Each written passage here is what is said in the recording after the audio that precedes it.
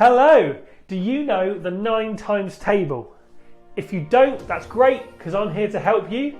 And don't worry, there's actually a really easy way to learn how to do the 9 times table. Don't tell anyone. So the 9 times table, you learn it and you can learn it very easily by using your hands. Okay?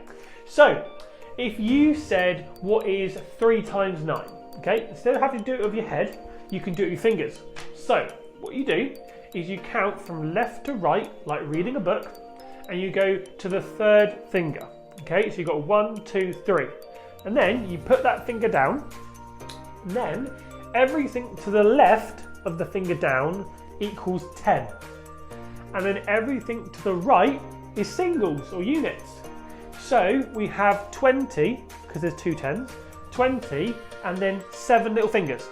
So 3 times 9 equals 27. Let's try another one. What about a hard one like, I don't know, 8 times 9? So let's go, use our fingers, go to the 8th finger. So 1, 2, 3, 4, 5, 6, 7, 8. And then, how many 10s do we have? That's right, we have 7. And then how many singles or units? We've got 2. So it's 72. Right, let's go speed round. Okay, so actually, even better, let's see if you at home can answer these questions before I finish writing them out by using your fingers. So let's go 6 times 9.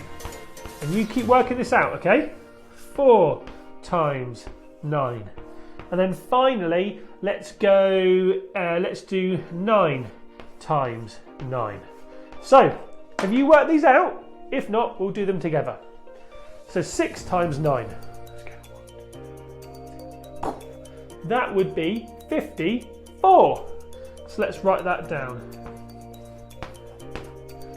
4 times 9. That's 36. And finally, 9 times 9. Quite a big sum. That is 81. So, use that information, play the next games, smash it, and we'll see you in the next one. Bye!